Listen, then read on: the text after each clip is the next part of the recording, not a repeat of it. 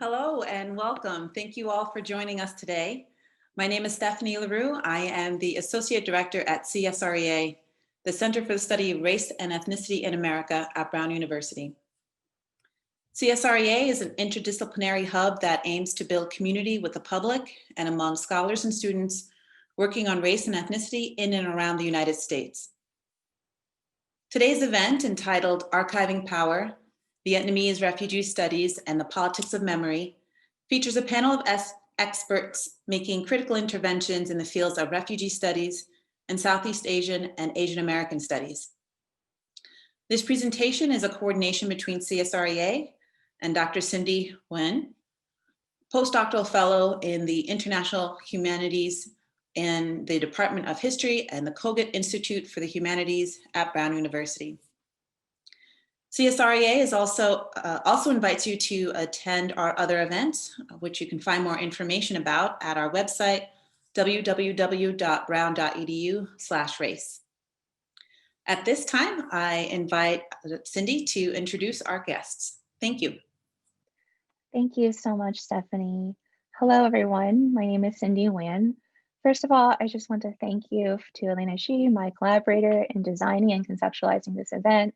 Again, echoing thanks to the CSREA team, Trisha Rose, Stephanie LaRoe, Trey Olson-Swan, Caitlin Scott, Soraya McPherson, as well as the media team for making this happen. This is very much a collaborative event.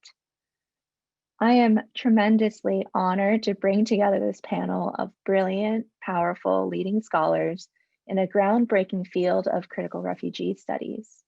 Furthermore, they are distinguished through their innovative teaching, which integrates together community activism and public scholarship.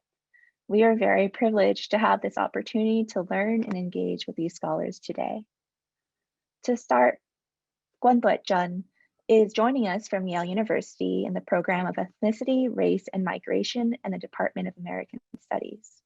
Her scholarly publications appear in the Journal of Vietnamese Studies, Amerasia Journal, the Journal of Southeast Asian American Education and Advancement, and in edited volumes, including Refugee Crisis, Looking Back on the Vietnam War, 21st Century Perspectives, Asia America, Primary Source Reader. Her book manuscript, Anchoring Vietnamese Boat People's History and Memory, examines refugee identity, community, and cultural formations in the Vietnamese diaspora by tracing the late 20th century Vietnamese boat refugee exodus and contemporary efforts in commemorating that mass migration in Southeast Asia, Western Europe, Australia, North America, and cyberspace. Dr. Chun is also an extremely talented published poet and translator. Next, we'll have Evan Le Espiritu Gandhi, who joins us from UCLA Department of Asian American Studies. Her writing has been published in Critical Ethnic Studies, Amerasia Journal, Canadian Review of American Studies, and LIT, Literature Interpretation Theory. Her book manuscript, entitled Archipelago of Resettlement, Vietnamese Refugee Settlers in Guam and Israel-Palestine, puts critical refugee studies in conversation with settler colonial studies to theorize what she calls the refugee settler condition, the vexed positionality of refugee subjects whose very condition of political legibility via citizenship is predicated upon the unjust disposition of indigenous population. Dr. Gandhi is in the process of co-editing the Routledge Handbook of Refugee Narratives with Vinh Nguyen. And last, we have Mimi Thị Nguyen joining us from the University of Illinois Urbana-Champaign, Department of Asian American Studies and Gender and Women's Studies. Her first book, which has been transformative across multiple fields, including my own, is called The Gift of Freedom, War, Debt, and Other Refugee Passages, which focuses on the promise of giving freedom, concurrent and contingent with waging war. This was published through Duke University Press and has won the Outstanding Book Award in Cultural Studies from the Association of Asian American Studies in 2014. She is also co-editor with Fiona I.B. Ngo and Mariam Lam of a special issue of Positions on Southeast Asian American Studies, and co-editor with Thuy Linh Nguyen Thu of Alien Encounters, Pop Culture in Asian America. Her following project is called The Promise of Beauty. She has also published in Signs, Camera Obscura, Women in Performance, Positions, Radical History Review, and Art Forum. Her papers have also been solicited for the Feminist Theory Archive at Brown University. As you can tell from these very impressive scholarly work and engagements, these scholars are paving the ground for advancement of critical refugee studies. To ground our discussion, I would like to quote the Critical Refugee Studies Collective. The interdisciplinary field of critical refugee studies is a humane and ethical site of inquiry that reconceptualizes refugee life worlds, not as a problem to be solved by global elites, but as a site of social, political, and historical critiques that, when carefully traced, make transparent processes of colonization, war, and displacement. Such reconceptualization requires approaches that interrogate theoretical rigor and policy concerns with refugees' rich and complicated lived worlds, approaches that fuse the creative and the critical. Very much in the spirit of this work, we designed this event to be generative, conversational, and pedagogical as we work through the challenges of doing research and teaching in critical refugee studies, specifically in the case of Vietnamese refugees.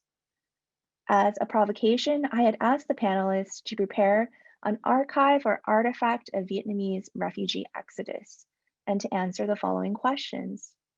What is something that you've been grappling with in your work? How do you think through the politics of this object within broader themes such as history of empire, exclusion, or military conflict? What are the politics of memory of this object? For example, its fragmented nature, the ethics behind the object, its difficult oral narrative and interpretations, or your own relationship to this object. So I invite now Guan to begin their presentation. Thank you, Cindy, for this gracious introduction, and thank you, CSREA, for putting this together and having us here at this workshop. I am honored and delighted to be in conversation with Evan and Mimi, whose work, and Cindy as well, and whose work I deeply admire. And I'm also happy to be in your company. So I have a slideshow here, and I'm going to share it, and I'll begin my presentation.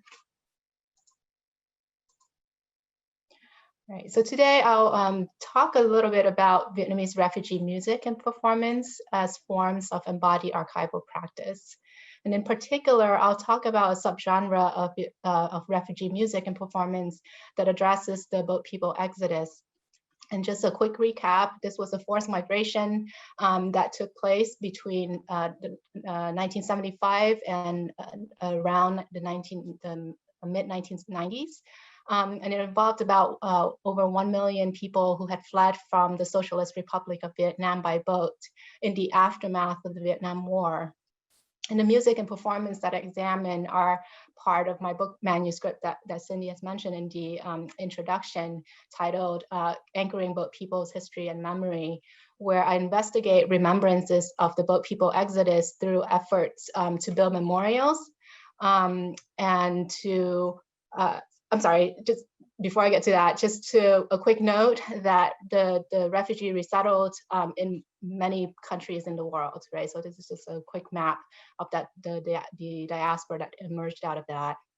And so the work that I do look at the ways in which this exodus is being remembered in memorials around the world that people have constructed, in digital and physical archives that people have created, the ways in which people renovated refugee memorials, burial sites, and in visual arts, ways that people go back on pilgrimages to former refugee camps, and also in music and performance. And for me, these sites of remembrance shape the contour of the Vietnamese refugee memoryscape and constitute a multifaceted and multidimensional transnational refugee archive that grapples with memories of not just war, but regime change, displacement, and resettlement. So I turn to music and performance in particular because I think I'm fascinated by how they document, transmit, and proliferate, right, visual, oral, and affective dimensions of refugee experiences, as well as a very robust form and then dynamic form of refugee remembrance. So to give you a sense of what that sounds and looks like, I've chosen this particular song, and I'll play a clip of it for you. It's called Đêm chôn dầu vượt biển, roughly translated as burying diesel at night to escape by sea. And the song is about refugees plotting and carrying out clandestine escape and the rationale and implications of their departures. And this particular arrangement is sung by a female singer and who is mourning the leaving of her loved one. As you watch and listen, I'd like for you to pay attention to the different tempos of the song, the performer's body language, and the facial expressions, as well as the interplay between the melody, lyric, and background imageries.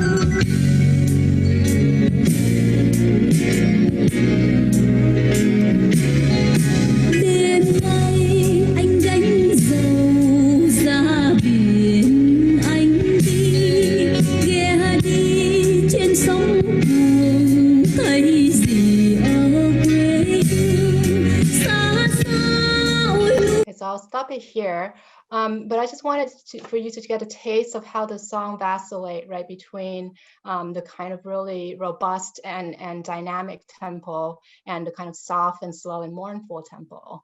But also the ways in which the body of the singer is embodying, right, some of these emotions, and the overlaying of the images signify a kind of overlayings of archives, and you know, the temporal, the sonic, and the visual actually give life to the kind of flattened out, oftentimes, photography or footage, right? So that's the multidimensionality of this particular object that I wanted to call our attention to. And so the clip just came from what's called a commemorative video called Yabik Saigon, Farewell to Saigon, that was produced by Thuy Nga Productions in 1986.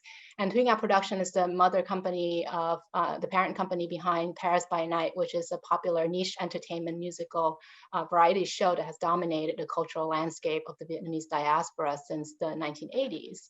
And I picked this song because I first encountered it in a hair salon in Little Saigon, and I was getting my hair cut.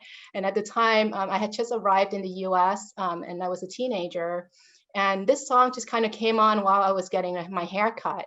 And this was a moment for me. I was a teenager that didn't know anything basically about the Boat People Exodus. I'd had a vague understanding or that I have an uncle who had left Vietnam by boat in 1981, but beyond that, I really had no clue. And this was a completely kind of foreign history and story to me. But this song really stuck with me because I think the combination of what I've mentioned earlier just really hit home and allowed me to see at a fuller sense of what this experience was like. And in hindsight, I thought for that as a very powerful archival encounter, and the impression that it left for me really made me think about, right, the power of music in the context of refugee and displacement. And so I wanted to think about the ways in which refugee memory and knowledge about these migrations and the subjectivity of memory of refugees are being transported, right, through time. So think about how this video was made in 1986. I watched it in 1993, right? And later down the road, some 30, 40 years later, the song continues to be played and reenacted by various performers. And for me, that enabled me to think more deeply about the transference power of that. And I wanted to talk about, just briefly, the kinds of dimensions of the song that I want to pay attention to.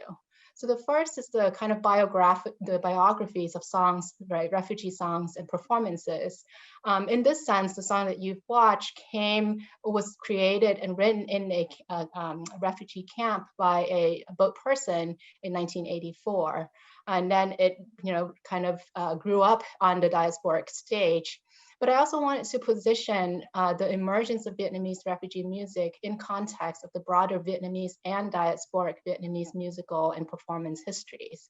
The other dimension is thinking about, again, the archival aspect of this particular object and other similar, right?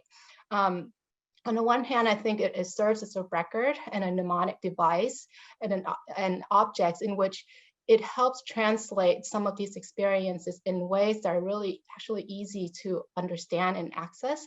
So I'm thinking about the ubiquity of this particular performance. And I also think of it as acts of self-archiving, right? Refugees writing music about their own experiences are also ways of representing themselves. And then the performance of it becomes a kind of archival practice as well. Another dimension is to think about the cultural aspect of this, whereby this particular subgenre of refugee music signals the emergence of a refugee culture and a new aesthetic, right? And it expands what constitutes Vietnamese music in the context of Vietnam and the diaspora. And then, yeah, so there's like so many layers about these kind of cultural production that I want to parse through. But the other angle is to think of these songs as counter narratives and memorials against state and other forms of forgetting, right? There is also a kind of sociality to it where the songs evoke a kind of collaborative act of remembering, and the communities of remembrance that spawn from those kinds of activities of listening together, whether intentionally or unintentionally, right? Of being in the same room as a performance, of being trans-historical and seeing the performance from years later.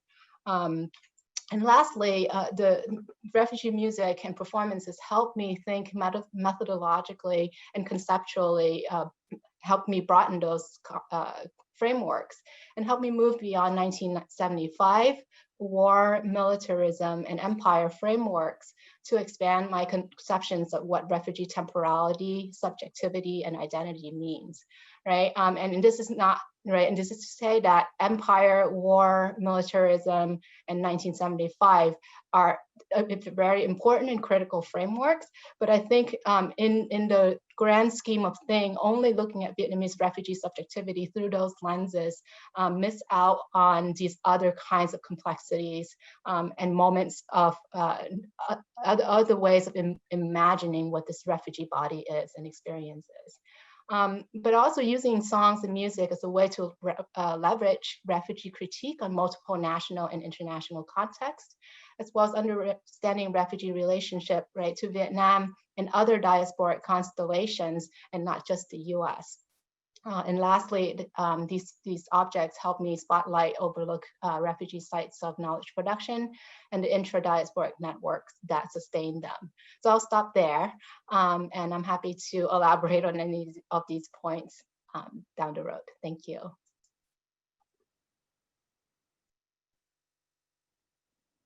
Thank you so much, Gwen, for that really just multifaceted presentation and thinking about kind of counter narratives and different forms of performance as remembrance. I now invite Evan to present. Thank you so much, Cindy. So give me 1 second, I'll share my screen.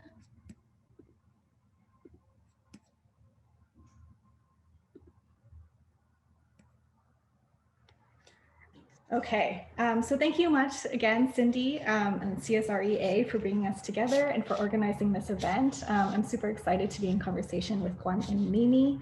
And I know that we're in this weird Zoom virtual space, but I also just wanted to start by situating myself here in West LA on the traditional lands of the Tongva and Gabrielino peoples. So the artifact that I want to discuss with you today is this blog I encountered in my research entitled The Decolonization Conversation, which was published in 2009 by an author identified as Bianca. So in this blog, Bianca discusses the debates around decolonization that were happening and continue to happen in Guam, the US territory in the middle of the Pacific. So as many of you know, Guam was colonized by Spain for many centuries before the US took over following the Spanish-American War of 1898. In 1950, Congress actually passed the Organic Act, which unilaterally conferred US citizenship on Guam's indigenous subjects, the Chamorro people, and cemented the island's status as an unincorporated territory of the United States. And it's important to note here that this change happened without democratic consensus and that Guam's residents are still denied key rights under the US Constitution, such as the right to vote for the US president, as well as the right to congressional representation. So in 2009, when this blog was written, there were many debates that were being staged in anticipation of an upcoming decolonization plebiscite, which would allow Chamorros to vote for what political status they wanted for their island of Guam. So they could vote, for example, independence or statehood or free association or a status quo. But the idea is that they would give them the vote to rectify unilateral congressional move of the Organic Act in 1950. So in sharing this archival object, I'm interested in talking about particularly the positionality of the author named Bianca. So in this blog, Bianca never explicitly identifies her last name or her ethnicity. However, I think that we can make some deductions based on the content of her posts. So Bianca's attendance at these decolonization events and debates suggests her Chamorro ancestry, since those eligible to participate in the decolonization plebiscite had to be descendants from those who were living on the island in 1550 and who became US citizens by virtue of Congress's unilateral passage of the Organic Act.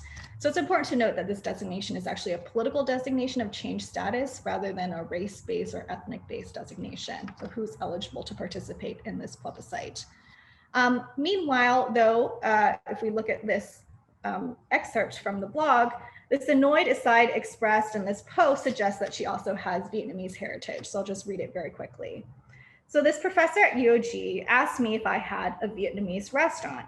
It's a common question. And for all of those of you out there, no, I don't own a restaurant or know anyone so well as to get you a discount.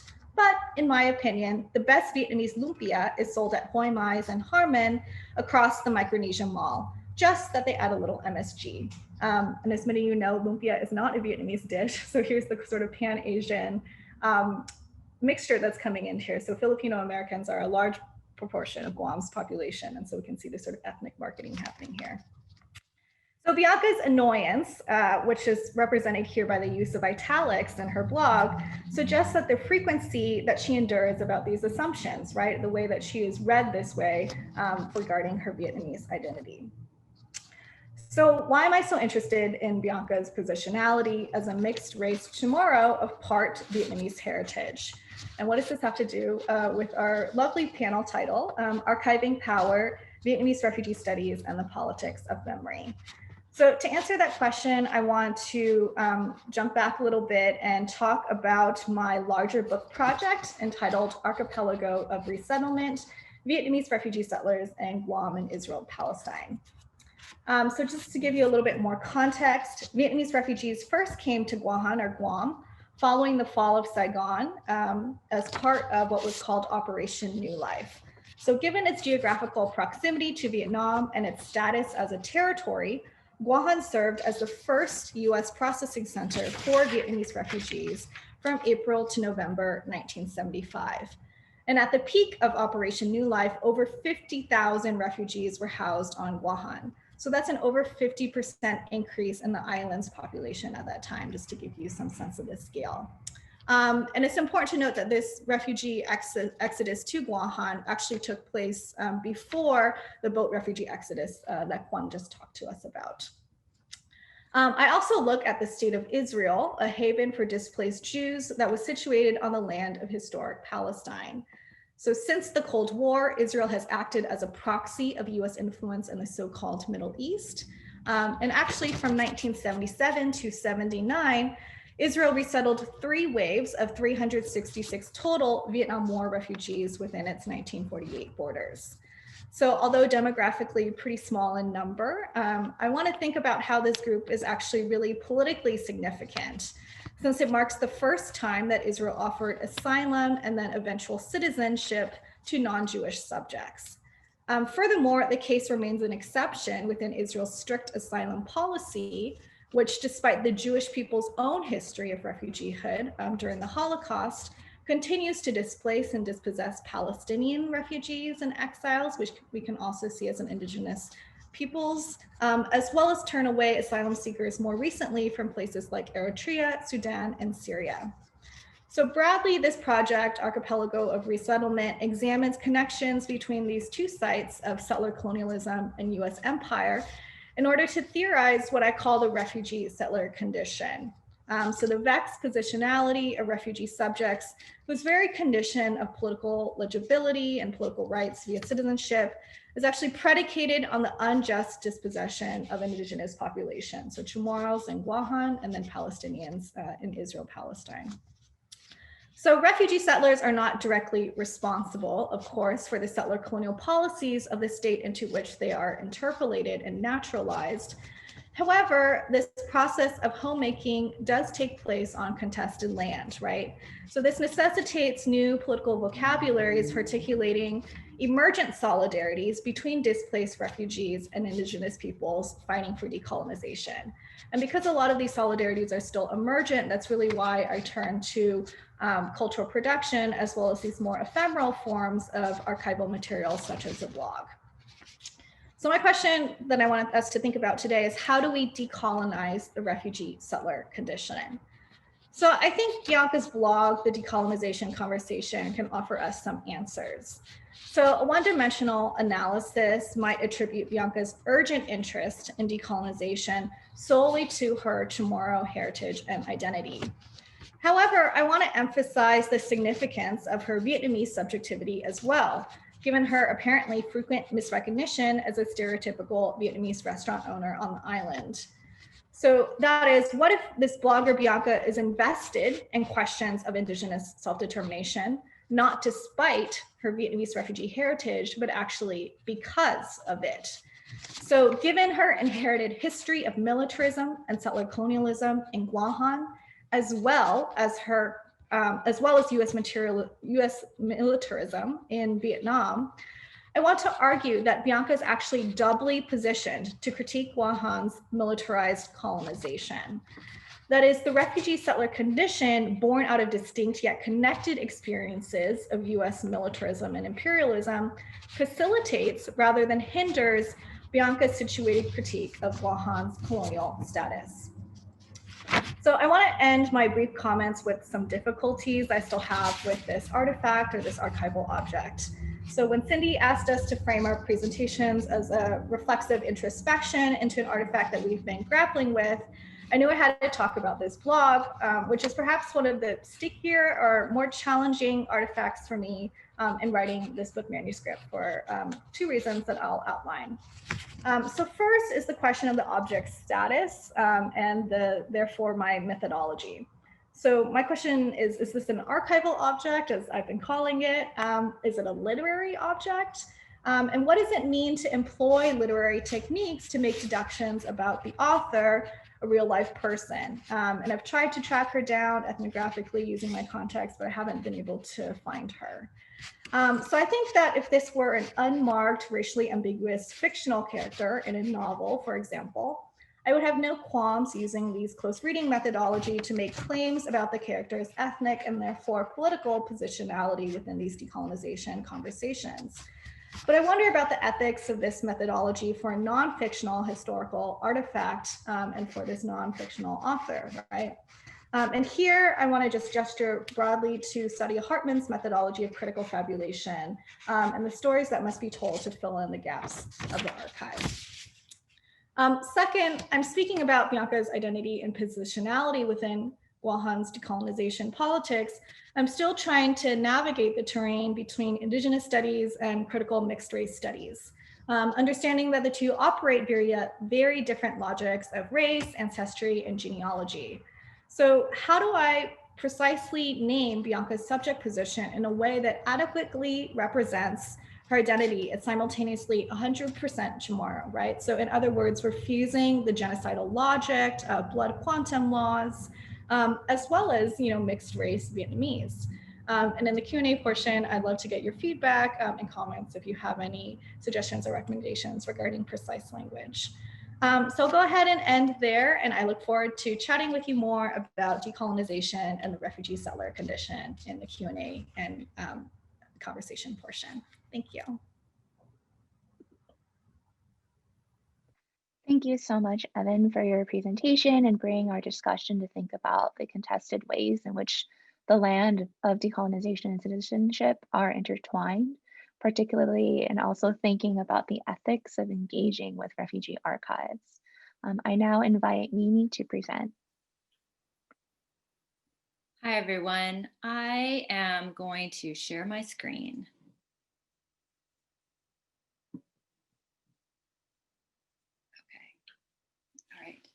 Thank you for having me. I'm so excited to be a part of this panel. This is actually not something I'm currently working on, but it is like making me feel nuts. So I wanted to be able to talk about it with some people.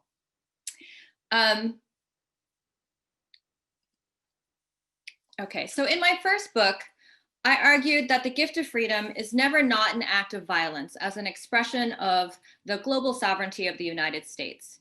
In considering seriously this trope of the gift of freedom, which is the promised consequence of waging war in other places, I wanted to understand freedom as a force, as the frequent name for the both familiar and strange ways in which liberal empire marshals its powers for and against others and elsewheres.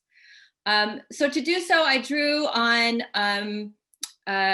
Jacques Derrida's impossibility of the gift, because the gift inaugurates this economy of indebtedness to another, and Michel Foucault's definition of freedom as nothing more or less than the relation between the governors and the governed, which, as he noted, is quite a lot, in order to define the gift of freedom, so that the person who is quote unquote liberated is still unfree, since the gift enacts, the gift from another enacts an indebtedness that then wields power over them. Furthermore, to be so indebted is to be under the threat of its withdrawal at any moment. So my object is in the most loose, is an object in the loosest sense, which is, I want to talk today about how this formation might help us to understand the present in which a Vietnamese refugee presides over the cruelest incarnation of ICE, and Southeast Asian Americans are among those targeted for detention and deportation to countries they might barely remember. So from chattel slavery to indigenous dispossession to indentured Asian labor, the history of the United States is the history of forced removal, movement and removal. As May Nye, Kelly Hernandez, and others have observed, this history is a history of racialization. Post September 11, 2011, any and all matters of immigration law enforcement, including procedures regarding eligibility for asylum, legal residence, or citizenship, have been subordinated to the imperatives of counterterrorism and homeland security. In the last 4 years, militarized police actions, as well as large-scale mobilizations of National Guardsmen and Marines have been staged to stem the flow of migration from Central America to the United States. The racial logic of warfare saturates the racial logic of border control, in which the former lends to the latter the legitimacy of violence against so-called foreigners.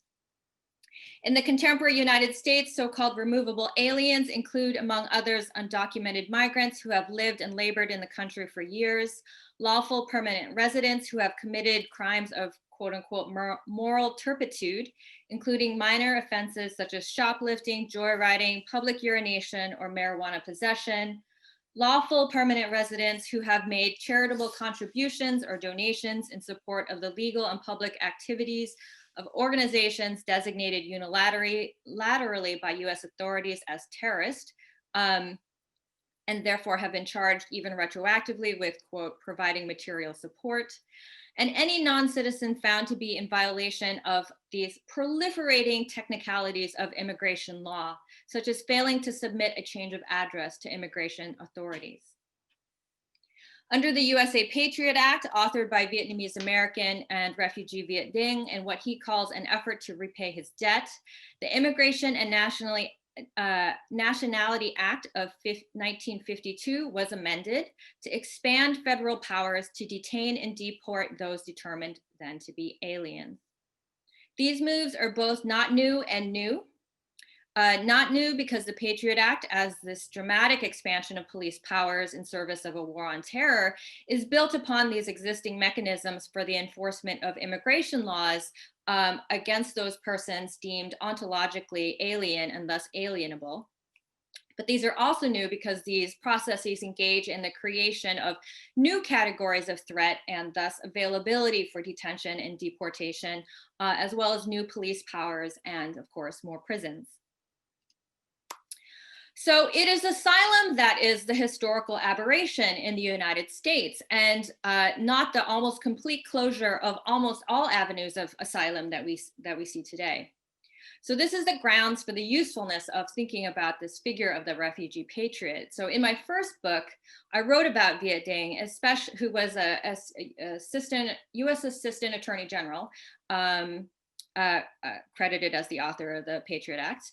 And I was interested especially in his kind of narration of his own refugee subjectification as acutely cognizant of dangers ever present, such that securing freedom was commensurate with increasing control and surveillance. And we could add to this roster Tony Pham, whose title is Senior Official Performing the Duties of the Director, U.S. Immigration and Customs Enforcement, a performance that prevents him from having to be vetted and confirmed, which is a now common workaround in this administration. Prior to performing his directorship while he was ICE principal legal advisor, I should note, 30 Vietnamese immigrants were actually deported under his watch. Against the current agreement, where this current administration has unilaterally decided that Vietnamese who arrived in the country before the establishment of diplomatic ties between the United States and Vietnam in 1995 should be subject to eligibility for deportation no matter their circumstances. So there was this agreement, and then this administration has broken it. And yet, per the ICE site, Pham writes, when we came to this nation seeking hope and opportunity as refugees, I signed a promissory note to America. I owe a debt for my freedoms and opportunities which must be repaid. I do so by committing to my community as a dutiful citizen and to pass along my experiences and opportunities to serve those around me.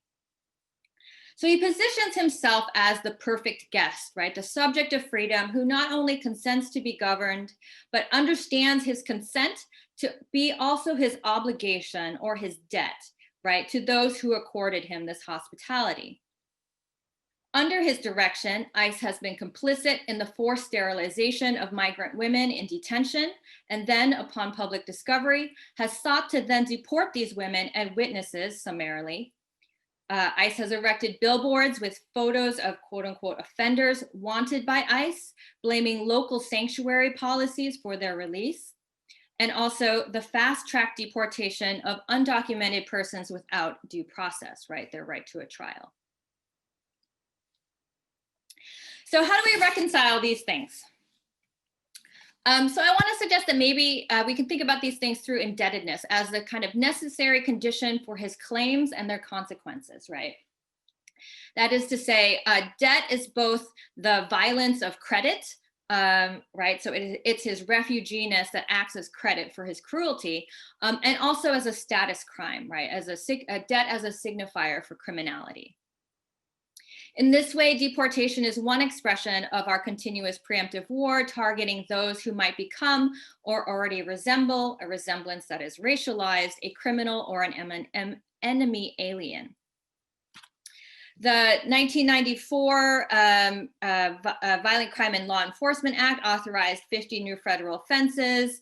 In 1996, the US Congress enacted 2 further laws that instated mandatory detention and deportation for undocumented migrants and even legal permanent residents, such as green card holders who had been convicted of aggravated felonies, whether or not the conviction or sentencing had occurred before the passage of these laws. And then, of course, in January 2017, the president issued a series of executive orders prioritizing refugee refusal and forced removal, including the Muslim ban, the intensification of enforcement punishing so-called sanctuary jurisdictions, and the augmentation of increased security at the Mexico-US border.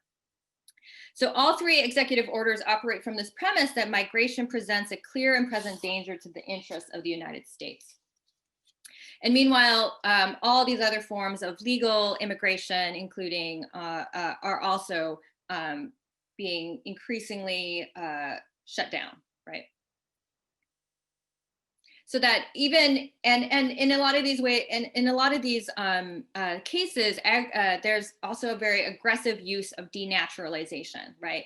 By the federal government, right? Signaling that no migrant is safe, right? None can enjoy the assumption of permanence that naturalized persons had come to expect.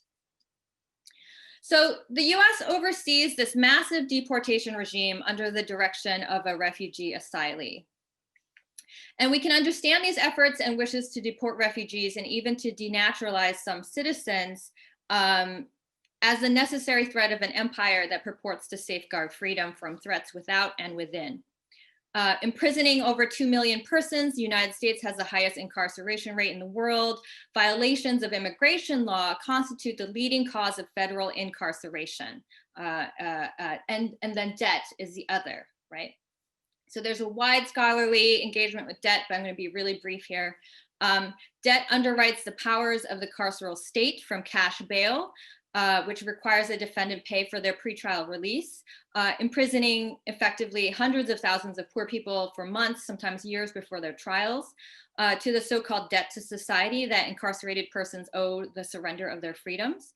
It's a powerful force in rendering certain bodies alien to democracy. So consider the Floridian Republican legislators in defiance of a voter-approved amendment to restore voting rights to persons convicted of felonies, forcing this largely Black and brown population to pay a poll tax before accessing the ballot. As with prisons, immigrant detention centers require cash bond for a person's release while waiting for the appearance of the case before an immigration judge.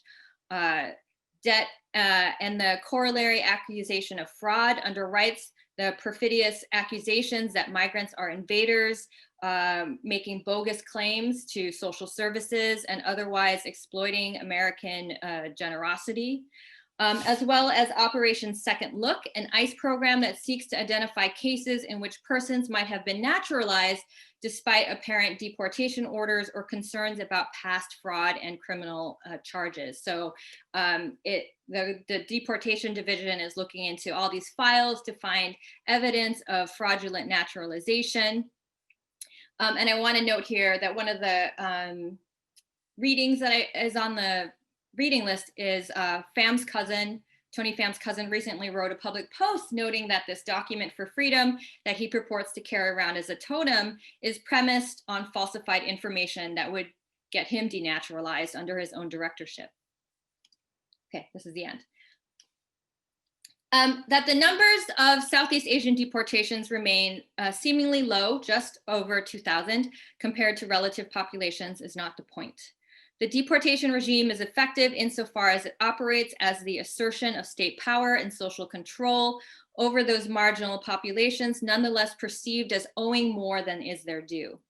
Deportability is the protracted state of possible deportation that thus haunts millions of persons as a practical but also ontological mode of indebtedness that is the real effect of these policies.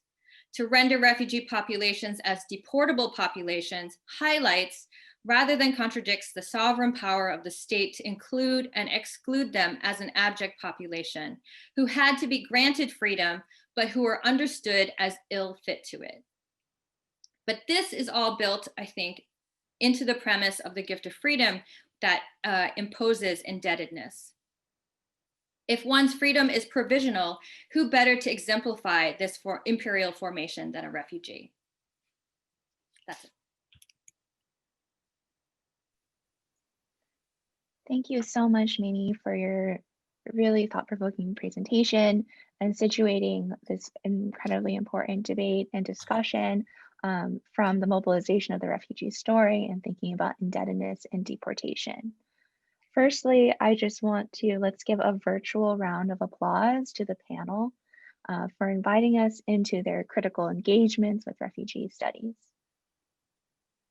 You can kind of see just the span of like different participants who are applauding you right now. So now we're going to move into the panel conversation segment of this event as we engage the panelists and in furthering their discussion with one another. So to kind of start off the conversation, I noted that in all three presentations, each of you addressed a contested meaning and subjectivity of refugee as a historical or geopolitical label of national non-belonging, as community, as Gwen mentions, and familial stories of humanity, survival, connection that in some ways haunt and unite, and also as a site of politicization, as Evan situates refugee within decolonization, and Mimi draws her attention to the fraught mobilization of the refugee story within contemporary immigration policy. I mean, you point to the important multiplicity of refugees as both critical idea and social actor, quoting in Le Espiritu and Body Counts, the Vietnam War and militarized refugees through the diversity of all of your work. Because I want this panel to also be somewhat conversational, reflexive, and pedagogical, I really would like to invite you to take a moment to just share with us how you see your specific work, either through this object, or you can talk about kind of your broader work, situated within the larger body of critical refugee studies, as well as in relationship to one another's work. So we can do this, we can have a volunteer, or I can also go in the order of our presentations.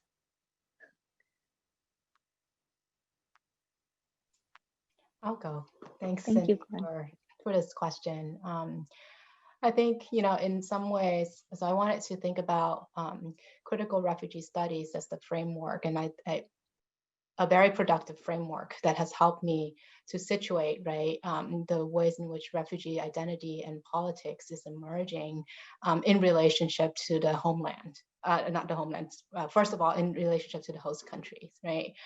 So the framework of using refugee bodies as a critique against US imperialism and militarism is so significant because it allows us to see like the refugee body is not simply a victim, but also an instrument. And as Mimi's work really illustrate for us, instrumental in empire building.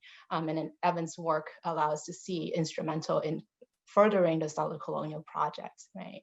And then at the same time, I'm also thinking about in that conversation, I think there also needs to be an understanding of where Vietnamese refugee creations, identities, and experiences fit into this larger framework of Vietnamese-ness, right?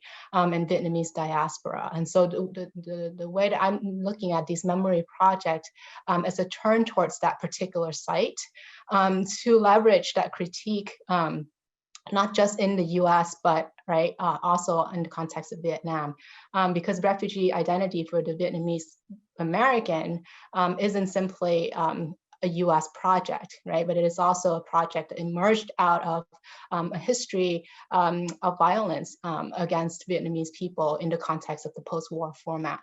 And if we think about sort of 1975 war and all of that as a part of that memory scape, then I think we can lead to different kinds of misunderstanding or under appreciation of some of the complexities that refugee archives, right, and cultural productions themselves are offering. So in that way, I kind of see where this might work fit. And then the other thing too is to think about the diasporic connections that these refugee bodies and the material conditions that they inhabit kind of float. Because these, right, so you can see in the musical production, for example, it's not just connecting Vietnamese Americans in the US, but Vietnamese diasporic elsewhere in this larger economy, this transnational economy, right, of cultural exchanges, but also sort of economic impetus for creating something like this as a product, right? And yeah, so I'm gonna stop there and let others carry on.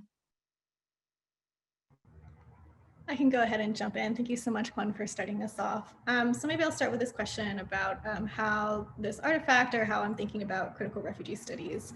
So I'm really interested in thinking about the refugee, as this figure of epistemological critique, and also the figure as a way to, if we trace refugee migrations, how does that actually allow us to think about connections between different settler colonial spaces?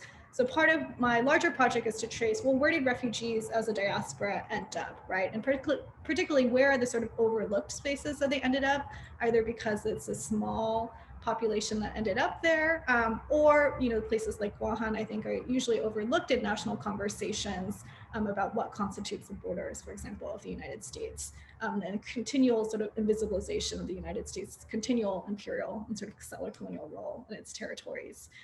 So one is this idea of how can the refugee actually make visible the geographical scope of these processes of war and militarism and settler colonialism, which are still ongoing, right? And the other sort of aspect that I want to give a shout out to my colleague, Vinh Nguyen, whose essay, Refugeetude, When Does a Refugee Stop Being a Refugee, is also very helpful for me. So he's drawing from, previous movements and cultural movements such as negritude as well as coolitude. So really framing this concept of a refugee rather away from a sort of abject politics or politics of victimhood to really think about a sort of resistant politics, right? And part of what he defines refugeetude as is a mode of relationality. So thinking about how the particularity of refugee displacement allows us to also make connections with other modes as well as experiences of displacement. And here I think we can think about indigenous displacement, right? And thinking about how refugees can have a particular orientation, giving their experiences of displacement, as Quan beautifully sort of mapped out for us, how can that actually contribute to these conversations around decolonization? I think one thing that has been really helpful listening to Mimi and Quan's presentations for me is to think more about performance. So Quan talked about performance as archive and archive as performance. And Mimi brought up this idea that Tony Pham is a performer, right? It's in his official title.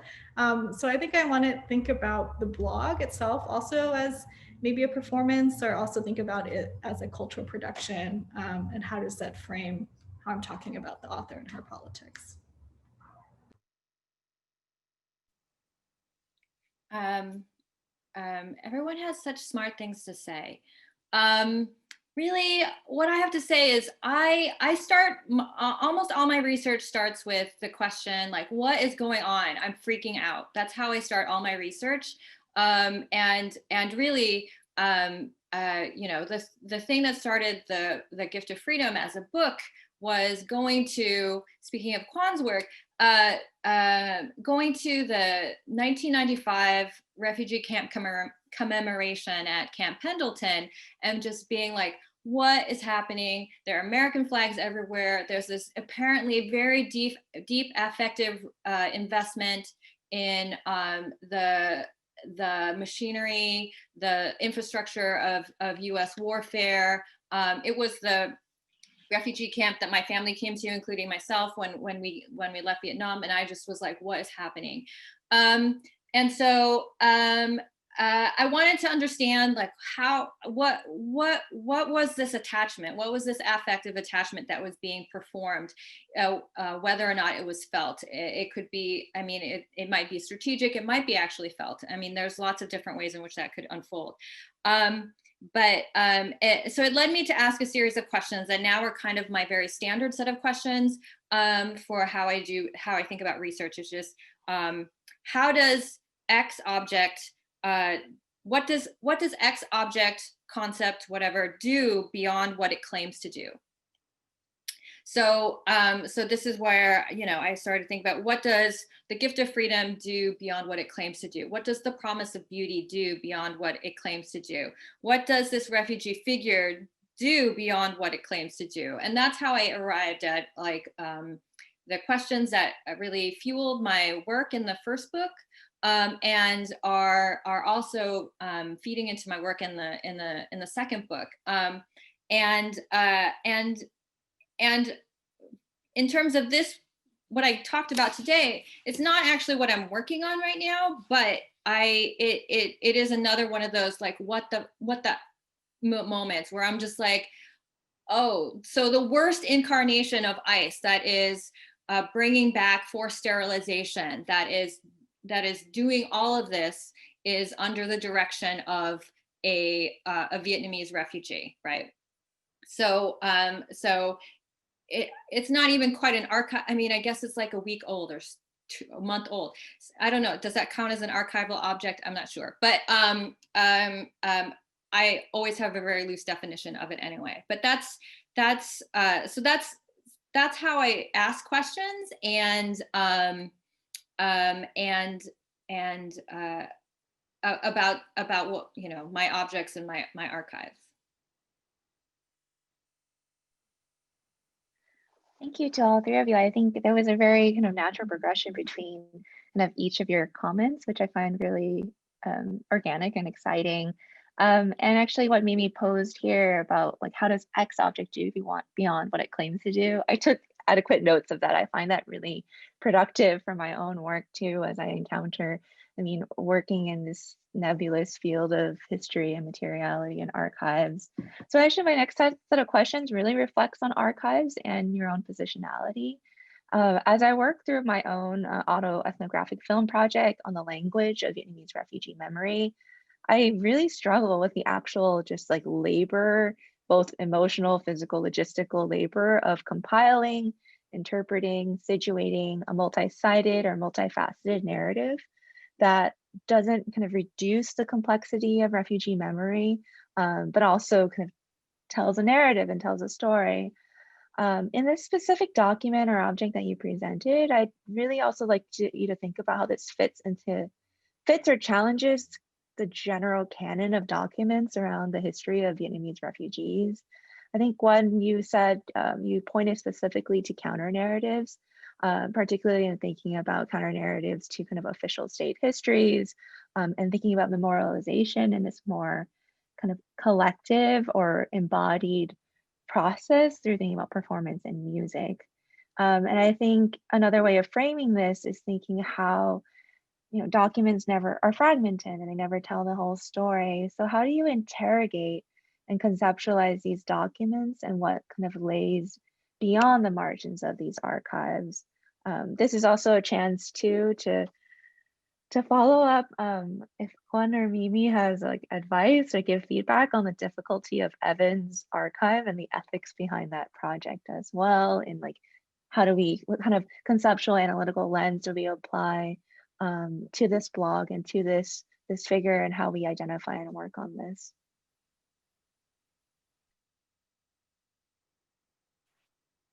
Thanks for that set of questions, Cindy. I think, right, so refugee archives, as I'm understanding it here, is something that is, I think, building on Ma Van's work, where she talks about refugee archives are sites of knowledge productions by refugees, right, about themselves.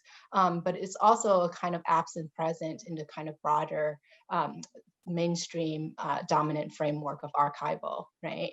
And I think when I take it to the level of refugees archiving themselves, I think of like the kind of archives that they're setting up in conversation with other kinds of archival narratives about their existence, right? So for example, in the video that I showed, there's a kind of conventional archival capturing of Vietnamese boat people bodies, right? There's these kinds of photographs that kind of repeat the same images over and over, right? And that functions as a kind of state or in kind of international refugee regime kind of archive.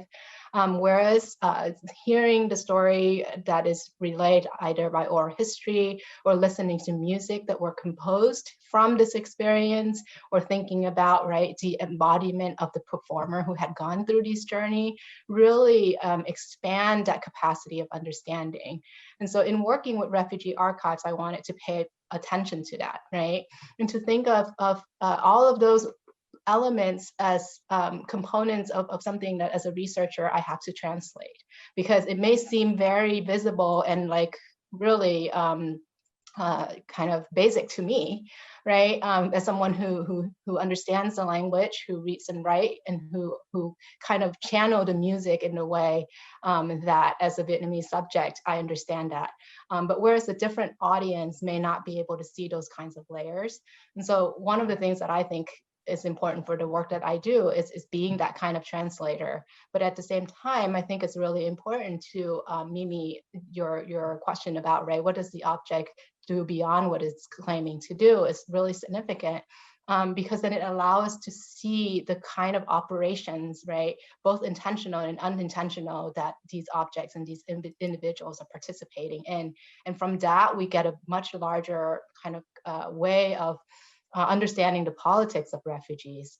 It's not just about flight, right, or suffering, but in part, participating in existing structures of power or resisting it. I can go next. So maybe to answer your question, I can situate this object within my larger archive of materials that I'm looking at in regards to Operation New Life in Vietnamese refugees' relationship and history to the island of Guam. So I actually started in, I guess, like a traditional archive. So I went to the Micronesian Area Research Center, which is this archive hosted at the University of Guam. And there they actually had a lot of great rich materials, a lot of newspaper articles, as well as government speeches, both speeches of the local Chamorro governor at the time, Ricardo J. Bordallo, as well as speeches from US military officials and and President Ford at the time. So I actually had a lot of textual materials that were really documenting, I guess, Operation New Life in real time from 1975. But I do think that it's important to note that most of these materials, of course, were not told necessarily from the Vietnamese refugee perspective, right? They were told by others who were looking at and who are observing Vietnamese refugees and their encampment on the island of Guam. And in particular, I was really interested in looking at how like military newspapers particularly would focus on Operation New Life as a humanitarian sort of PR campaign, right? So Guam played a very big role during the Vietnam War. And here we have this very quick pivot to these military camps, which 2 days earlier had been the site of the B-52s taking off and dropping Agent Orange on Vietnam, then became this site of actually hosting these Vietnamese refugees, right? So thinking about that juxtaposition. So the next sort of step was to interview Vietnamese refugees who, particularly those who are still living in Guam since 1975, and to think about first of all, how did they remember Operation New Life? What memories really stick out to them in their oral narratives? How do they narrate their positionality there? As well as what did they think about the contemporary political conversations that were happening and that continue to happen around decolonization on the island. And I found that most Vietnamese Americans don't necessarily think about or even support decolonization, which I think makes sense for the reasons that Mimi was pointing out for us, these structures of indebtedness. And also I think there's just a lot of questions about what their status as refugees who recently gained citizenship in the US, like what would happen to them under a sort of independent Chamorro rule. I think they have lots of questions. So like I said, I think that these relationships between refugees and indigenous decolonization movements are still sort of very vexed. And so I think this is, for me, this turn to more ephemeral objects such as these blogs to actually think about, well, I think that, this is not to foreclose the possibility of solidarity or coalition building, but I think that it's happening there in these like bubbling spaces such as this blog, if we are able to do that work of reading it, right, and acknowledging it and thinking about what's a new vocabulary that might not have erupted yet into this social sphere, but that is, I guess, emergent and taking place in these literary objects. I will answer as very briefly so that we can have some Q&A. But my archive has always been very scattershot. I have never had a discipline ever at any point in my career. So I try to be. I have a lot of different things that I take in and that I use, and so one of the things I would say in terms of your question, Cindy, about what I would say to Evan about how to use a blog, is that I in my first book, and then also in the second book on the promise of beauty, there's a lot of material in there that is just like sort of publicly circulated that is definitely attached to people, right? Like Tony Pham in this case, for instance, today. And how I approach those objects that are attached to living persons is I allow surfaces to be surfaces, if that makes sense, right? I'm not looking to produce a reading of interiority or depth. I'm interested in thinking about how this object, whose surface is whose performance, whose surface is all that I can actually access.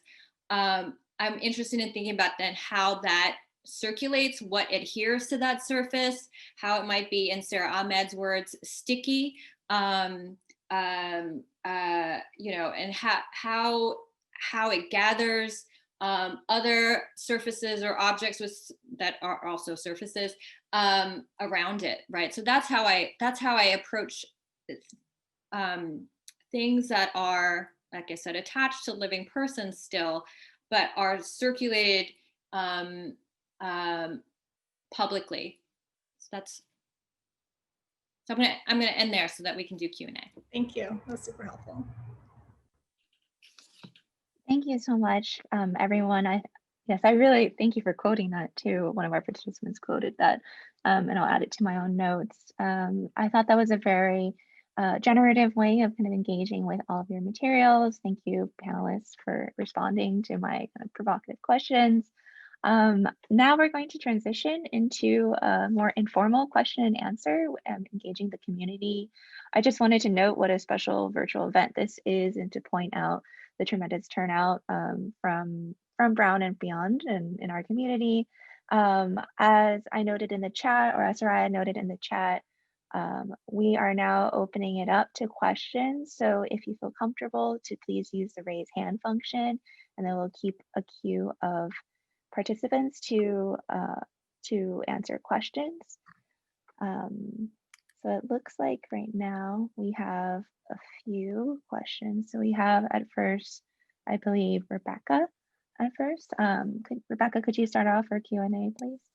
Oh, Thank you. Thank you so much for this event. It's really wonderful and so generative.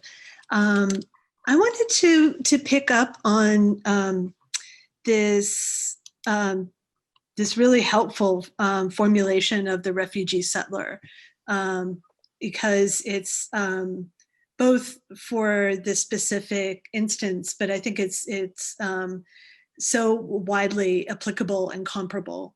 And I found it encapsulates something that I've been struggling with in my own work, which is on 20th century China and Taiwan, that you have refugees who are mobilized for their labor, but also their strategic purpose, their empire building purpose, their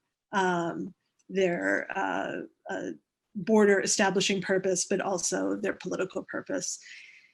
And so I'm wondering, like, how any of you would think about kind of periodizing this. I think the last couple of exchanges started to get at this, but this is something that I found comes up a lot in these comparative discussions, but also like longer historical discussions.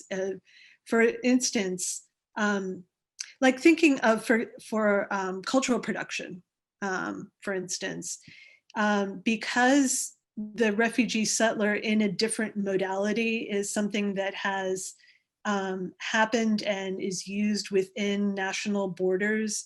But we can argue that, say, like prior to the 20th century and prior to the rise of the American empire, it happens differently. That might be an argument. Or prior to the rise of the international refugee regime, it happens differently. But this idea of refugees being mobilized by their own local governments to colonize the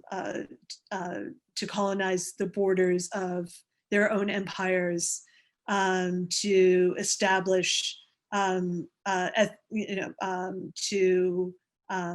pacify ethnically diverse areas, etc. And in terms of thinking about cultural production, that some of these, like, for example, like songs of displacement, longing, hometown language are reproduced and reiterated and draw on earlier tropes. So I'm just wondering if any of you have any thoughts about this, about like how we can productively use those earlier moments, or maybe they become distracting. Thanks for your question. Maybe I'll just answer very briefly. So my work is very inspired by a field within Asian American studies called Asian settler colonialism. So I'm thinking of folks such as Candace Fujikani, who's at University of Hawaii, Manoa, as well as Dean Serenilio, who's at NYU. And they particularly were looking at the formation of an Asian immigrant settler, particularly in the Hawaiian context, where we have a different situation, right? Where Asian Americans are actually a demographic majority in a lot of places in Hawaii, and they also have political power, right? So thinking about how there's a clear sort of political power dynamic in regards to the Native Hawaiian sovereignty movement.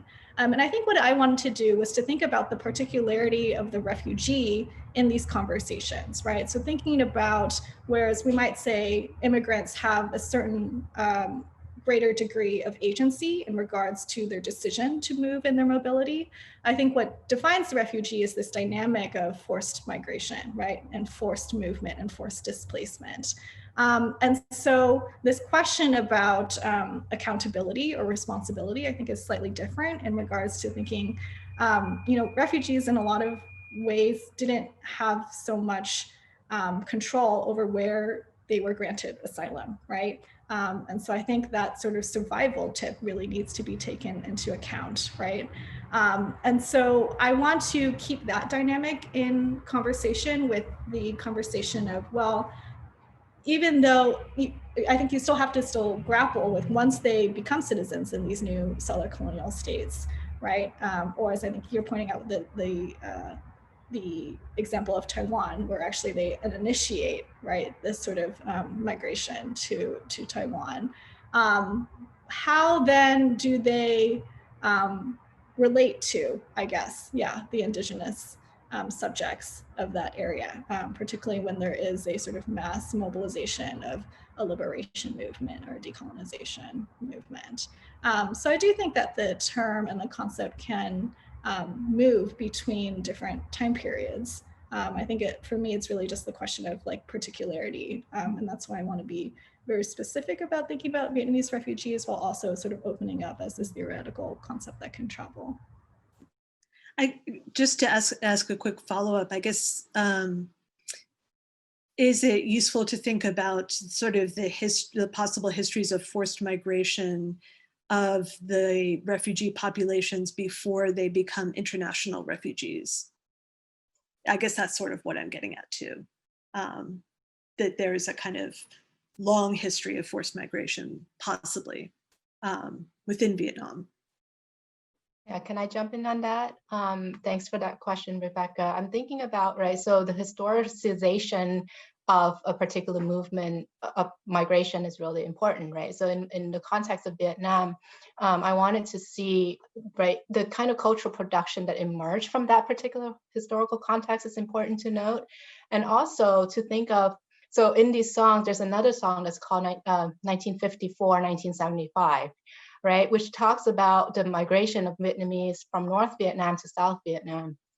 And for me, that is a song that really pushes the historicization of Vietnamese refugees beyond 1975, for example, right? And to situate the displacement of Vietnamese before the end of the Vietnam War, before the duration of the war, right? To another moment of displacement.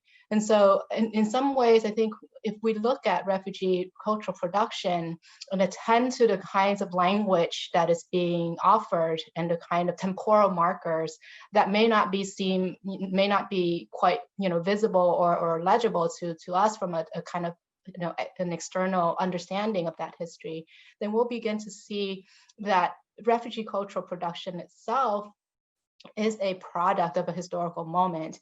And at the same time, right, it is also a kind of overlapping of previous moments. And so it becomes, so periodization can be limited, right, in that sense. And so that for me, then it pushes the question of like, how do we think about refugee temporality beyond the kind of event-based understanding or marking?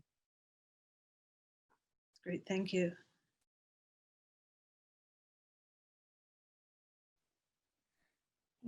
Maybe I didn't know if you wanted to jump in on that, or we can move to the next question. Let's move to the next question. All right. So thank you, Rebecca, for that question. I'd like to have Sasha May pose their question. And if you could also just like briefly introduce yourself so we can, as a panel, know. Hi, my name is Sasha. I'm an assistant professor in the Department of Classics, and I'm actually writing a book on temporality right now. One of those chapters is on Ocean Vuong and the temporality of his classicizing, and it reads Ocean Vuong against people that are doing competing memorializations, but also the video installation Explosions in the Night Sky. But my question's actually not related to that, and it's primarily for Mimi, but for anyone, to reflect on the figure of the refugee patriot in the last electoral cycle. I'm not sure how much the data has been disaggregated yet, but I'm really interested in thinking about, clearly the mainstream media always struggles to disentangle racial formations, ethnicity, and other kinds of experiences, right? But just a little bit to talk about anti-communist sentiment, how that could help us think more cleverly about coalitional politics, and also think about how the refugee can help us think about the already happened imminent collapse of the nation state, or the visible form of that collapse at least. And I just wondered if you all had thoughts about any of that.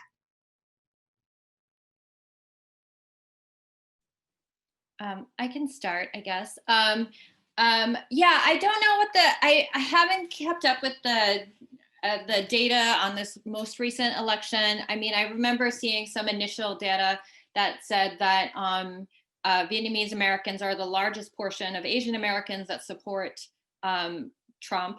And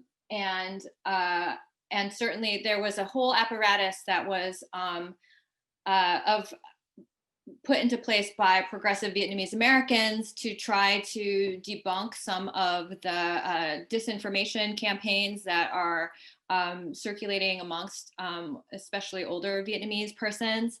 So from Pivot, and they did a Viet fact check, and they generated a lot of content and a lot of in this campaign to do this work. But I mean, I think that is really the premise of my whole book, which is like me trying to figure out like that, you know, starting with the camp commemoration, like what is this refugee patriot doing in the context of the claims of U.S. empire to act as a guarantor and an arbiter of freedom around the world, right? And you know, it's empire's particular investment in a kind of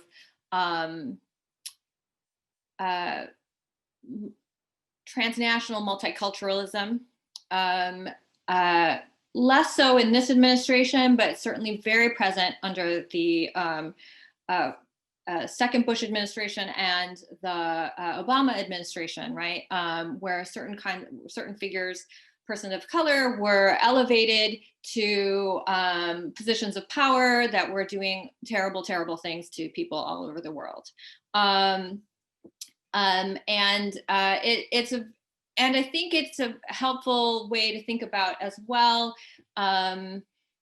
The figure of the refugee patriot helps us to figure out as well the kinds of attachments to of an immigrant patriot, right? Who also produces their own particular narrative about their attachment to the United States as this kind of arbiter. And I do think that kind of language of indebtedness also circulates among not just refugees, but immigrants to the United States as well. I'm sorry, can I just ask a quick, oh yeah, totally. Why do you think one particular, like in these discussions, especially around electoral politics, obviously like the Cuban community usually gets focused on as the point of departure for thinking, not creatively, unfortunately, but thinking about racial deterministic voting and then some of the experience of displacement. But this other really large population, I get the concept that especially part of the racialization of Asian Americans is to be invisible. But I find it really strange how quiet this aspect of this electoral cycle has been, given how prominent the focus on socialism, communism has been in the campaign rhetoric. What do you mean? What do you mean? Right. So basically, a lot of the campaign rhetoric was built on scares about communism, socialism, not only, if America is the arbiter of freedom on the transnational scale, the Republican Party has really successfully made it itself the defender of freedom on the domestic scale, right? But so much of the media focuses how that could affect the Latino vote, and really they mean the white Cuban vote. Right. Why isn't that saying in the public consciousness no kind of thinking about how this affects another large scale community where this rhetoric has been in place and established for a long time, and breaks in interesting generational ways, right? And colorist ways and other things, in geographical ways. Why does that persist is kind of the question. And I guess that's open for everyone. I don't mean to just hammer on Mimi. I mean, I think that it is very present in California. So those discussions are very, very present, certainly in California and in Texas, I think, in places where there are large Vietnamese diasporic populations, like you cannot help but have to have that conversation, I think. But I agree, right? Like people are less aware of that population and its anti-communist bent in a larger sort of national frame for sure. And I don't know if Kwan or Evan want to say something about that. Yeah, maybe I'll just add really quickly that I think that in terms of the national conversation, Florida is a swing state and California is not, which is why the Cuban Americans in Florida get more national coverage. But I echo Mimi's point that definitely within SoCal politics and Orange County politics, it's a huge conversation, particularly if we're looking at House races and as well as like local government races. That tension is really, and that divide, I think, is really salient. It did come up in Texas too, right? Because it was also like, oh my God, is it going to swing? But then there was a lot of publicity around a Vietnamese American real estate agent who had been a Republican his whole life, and then put up a billboard after George Floyd was murdered by police, saying Black Lives Matter, and he put his name on it, and he got absolutely hammered by the anti-Blackness of Vietnamese Americans in Houston. So thank you so much for that series of questions and engagements. I just want to, before we kind of start to wrap up the questions, I just wanted to point to the list of resources that were shared by Soraya. I'll post it again. The panelists were kind enough to also share their most kind of formative think pieces, as well as their own writings and other scholars who have inspired their work and their scholarship. I think Naoko also pointed to just the different ways in which this conversation has helped in terms of teaching material and thinking about how we continue this scholarship.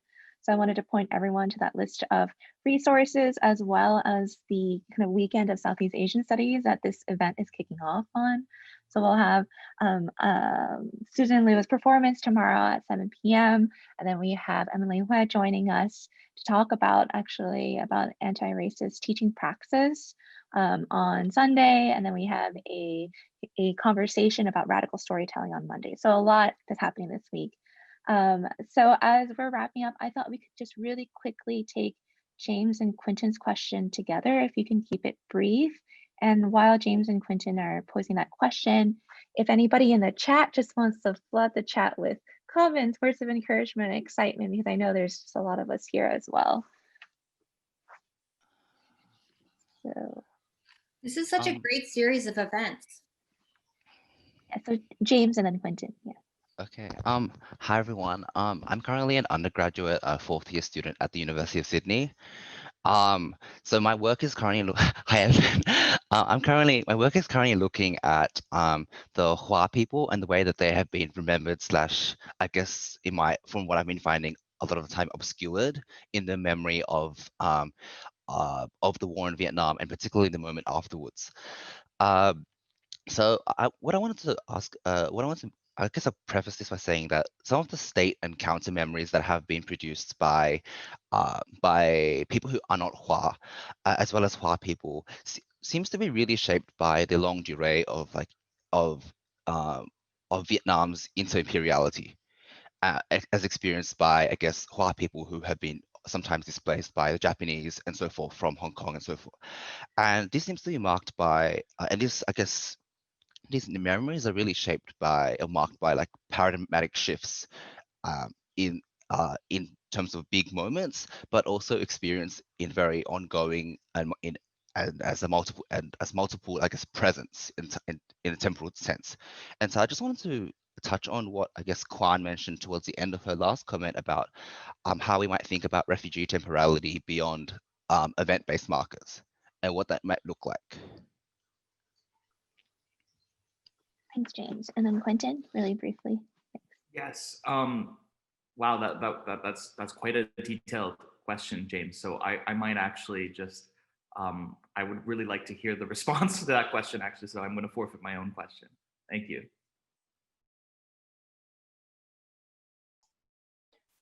Thanks for your question, James. I'll take this one in the sense of, thinking about refugee.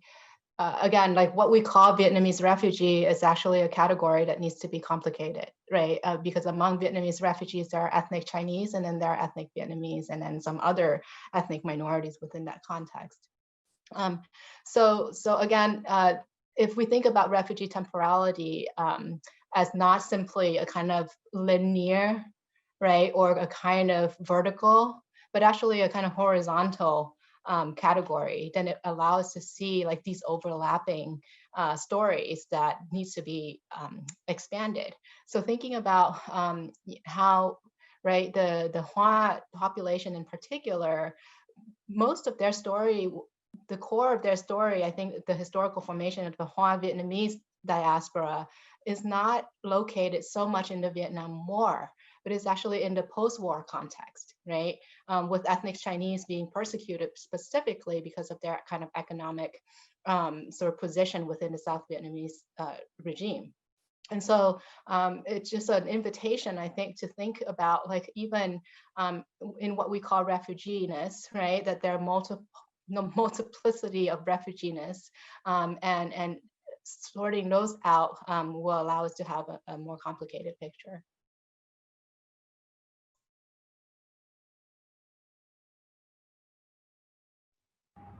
Maybe I'll just add really quickly that in my other case study in Israel-Palestine, the Israeli state actually preferred and privileged Chinese Vietnamese refugees in regards to when they were trying to decide. They went to these refugee camps throughout Southeast Asia and hand-selected refugees as part of their third wave of resettling the last 200 refugees or so.